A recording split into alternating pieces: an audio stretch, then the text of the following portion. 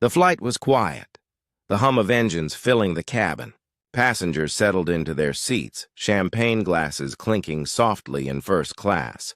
Then came the voice, sharp, dismissive, and filled with quiet arrogance. A young black woman, maybe in her early 20s, sat by the window, her boarding pass still in hand. The flight attendant looked at her as if she didn't belong there. "This section is for first-class passengers only," the attendant muttered, loud enough for everyone nearby to hear. The girl tried to explain, but the stares around her grew heavier, colder. A few passengers whispered, assuming she'd made a mistake. But what happened next would shake everyone on that flight, because the truth about who she was and who her father happened to be was something no one saw coming. Watch until the end. Wait a second. Tell us where you're watching from in the comments. And don't forget to subscribe for more powerful stories like this. Her name was Alyssa Carter, a quiet, brilliant young woman who had just graduated from one of the top universities in the country. This flight was supposed to be her moment of pride, her first solo trip to meet her father for an award ceremony honoring his leadership in the aviation industry. She had worked hard for this day, dressed neatly in a cream blazer, a travel book in her lap, earbuds in, trying to calm her nerves. Around her, the first-class cabin shimmered with luxury, white tablecloths, champagne flutes, neatly pressed attendants. But Alyssa could feel the stares, the silent judgment that clung to her skin the moment she took her seat. It wasn't new. She'd seen those looks before, in stores, classrooms, offices. But she told herself this flight was different. She belonged here. She had earned it. She didn't know that a single glance from one entitled flight attendant would soon turn that belief into a public trial of dignity. Identity and justice at 30,000 feet. The attendant's name was Airline, poised, confident, the kind who smiled too tightly. She'd scanned Alyssa's boarding pass but still frowned as if she'd been lied to. "Miss, are you sure you're in the right seat?" she asked again, emphasizing the word you. Alyssa nodded, calm but uneasy. "Yes, seat 2A. Caroline's gaze flicked from the pass to Alyssa's face. Then she leaned closer, voice dripping with disbelief. "You might have mixed up the ticket. Coach is that way." A few heads turned.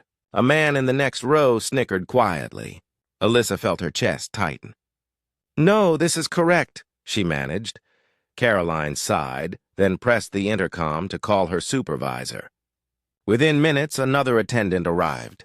Instead of apologizing, they whispered to each other, side eyes darting toward Alyssa as if she were a problem that needed to be removed. When Alyssa refused to give up her seat, the tone changed. They accused her of falsifying her ticket, of causing disturbance. Then Airline uttered the words that froze her blood. "We might need airport security to handle this."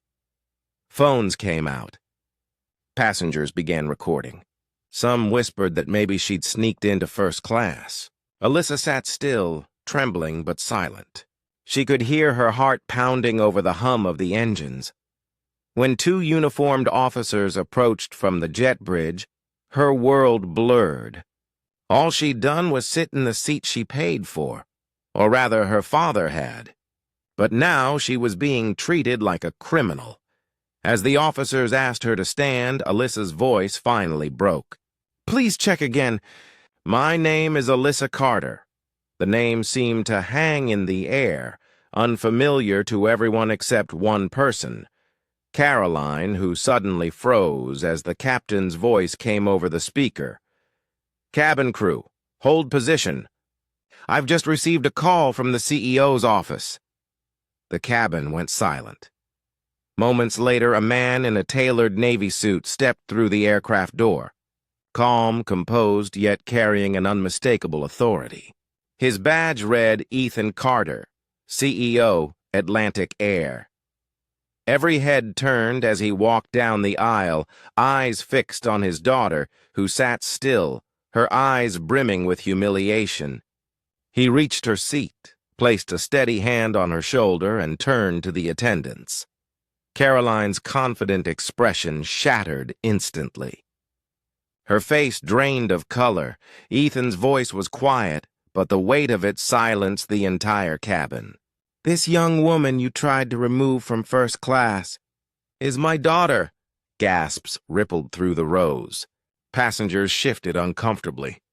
The officers stepped back, their authority dissolving into awkward silence.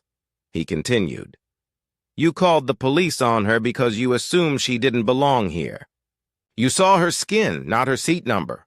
No one spoke. The truth burned heavier than any reprimand. Caroline lowered her head, hands trembling.